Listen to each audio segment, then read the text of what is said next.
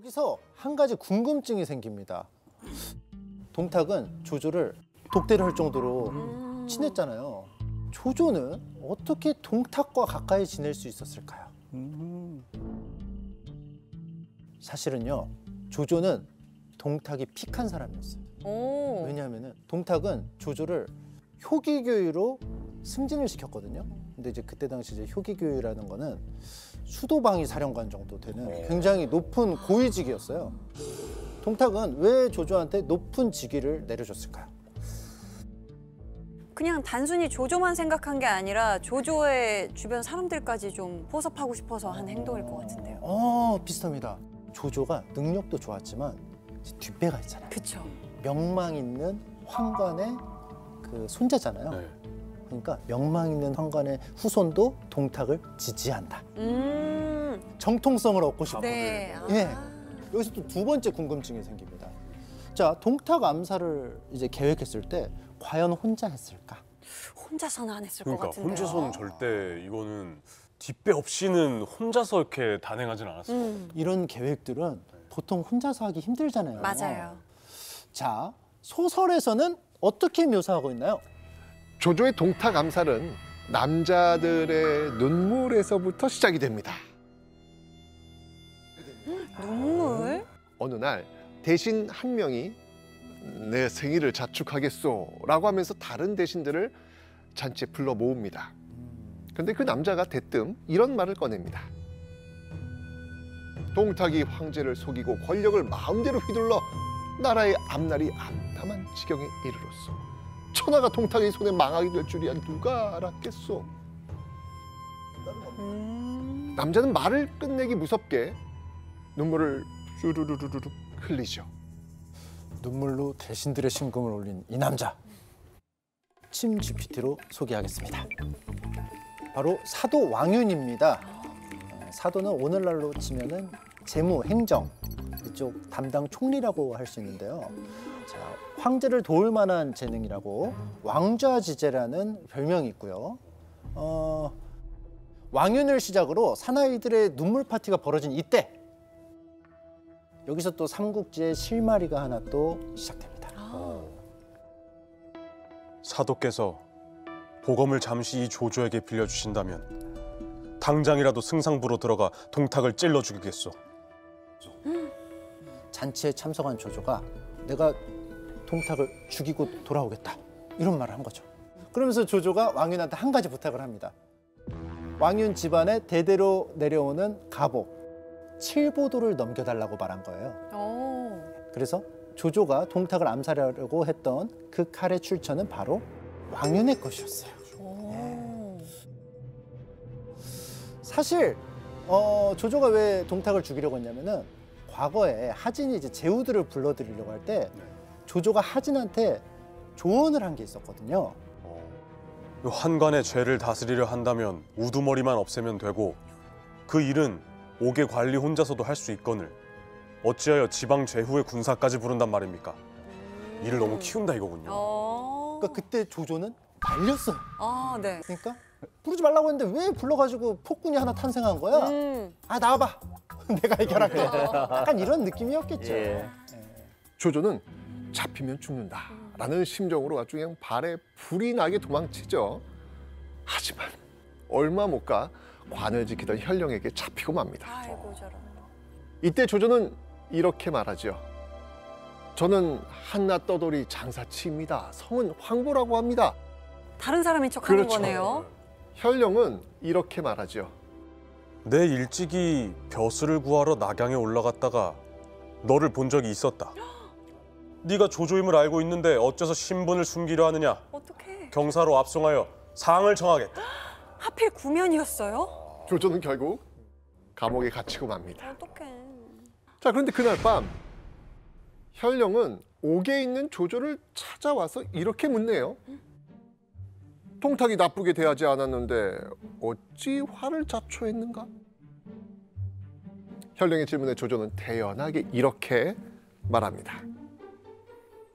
제비나 참새 따위가 어찌 기러기와 고니의 큰 뜻을 알겠는가? 운이 좋아 나 잡았으니 끌고 가서 상이나 청을 이르지 뭘 귀찮게 묻느냐? 조조는 어차피 죽을 운명이니까 그냥 2판 4판이다라고 지금 생각한 거예요, 지금요. 그런데 다음 날 조조는요, 옷을 갈아입고 감옥을 유유히 빠져나갑니다. 어? 바로 어제 귀찮게 물어봤던 그 혈령이 도움을 준 거예요. 질문에 뼈가 있었어 뭔가. 그죠? 조조를 도운 혈령의 이름은 바로 진궁. 진궁. 조조의 말을 들은 진궁이 충의지사, 그러니까 천하에 둘도 없는 충신이구나 라고 하면서 이 조조와 동행하겠다고 나선 거예요. 뜻이 맞았네요. 그치. 근데 이제 곰곰이 생각해 보니까 그 조조의 아버지의 의형제가 있는데 의형제 이름이 여백사였어요. 근데 이제 여백사의 집이 근처여서 아 여기에 잠깐 몸을 의탁하자. 그래서 여백사를 찾아가요. 그러니까 여백사가 지금 수배자 신세인 조조와 진궁을 반갑게 맞이해 줍니다. 오.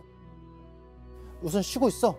그리고 나는 손님 왔으니까 좀 술 좀 사올게. 여기 잠깐 있어. 싸한데요? 여백사가 떠난 뒤 집 밖에서 칼 가는 소리가 들립니다. 무서워라. 곧이어 여백사의 가족들이 속닥속닥 이런 말을 하죠. 묶어서 죽이는 게 어떨까? 묶어서요? 함정에 빠졌다 라고 생각한 조조는 곧장 칼을 빼어들고 나갑니다. 그리고 일말의 고민도 없이 여백사 가족들의 목을 거침없이 베어버립니다. 조조는 남은 사람이 더 없는지 집안을 둘러보죠.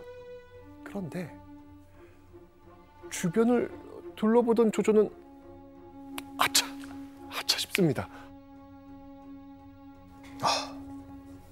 부엌 한 구석에 돼지 한 마리가 꽁꽁 묶여 버둥대고 있는 것이 아닌가. 방금 돼지를 잡으려 했던 모양이다. 아이고. 오해한 거예요? 그렇게 여백사 가족들이 묶어서 죽이면 어떨까? 라고 했던 건 조조 일행이 아니라 바로 돼지였던 겁니다. 진짜 착한 분이었네요. 어떡하지? 아이고. 후회해도 이미 늦었고 일은 이미 벌어진 뒤였습니다. 조조는 곧장 말을 끌고 여백사의 집을 나옵니다. 여백사가 돌아오기 전에 현장을 뜨려는 계산이었던 것이죠.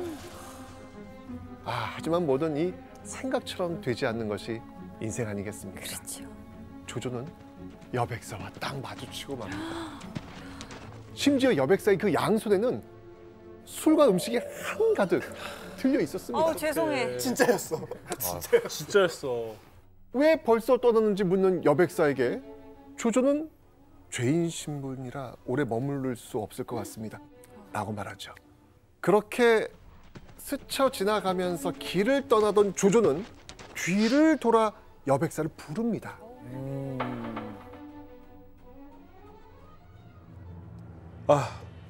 여백사가 무심코 뒤를 돌아보자 조조는 그대로 달려들어 한 칼에 여백사를 베어 나귀 아래로 떨어뜨렸다. 예? 여백사까지요? 아이고.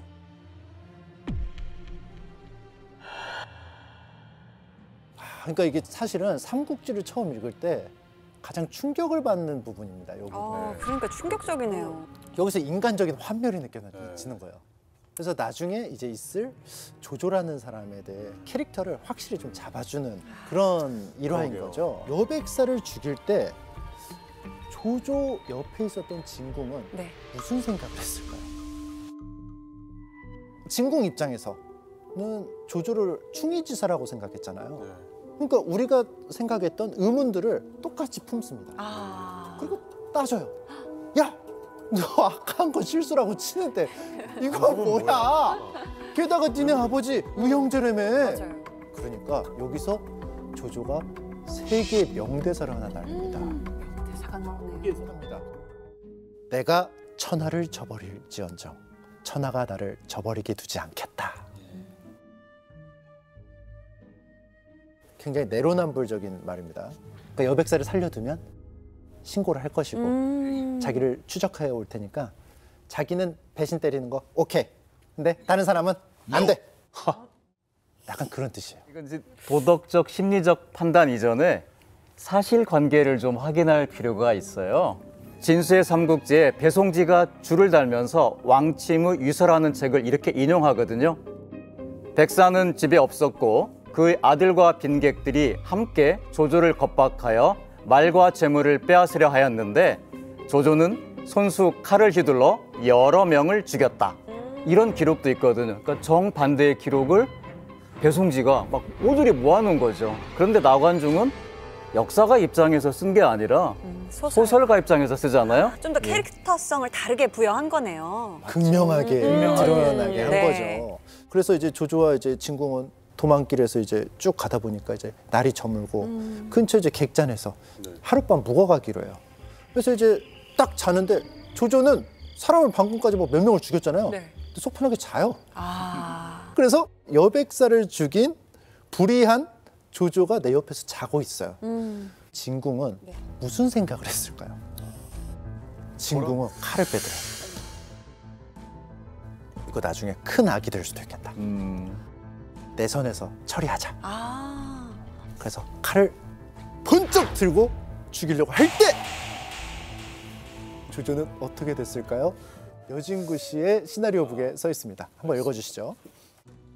내가 이자를 따라 여기까지 온 것은 오로지 나라를 구하겠다는 일념에서였다.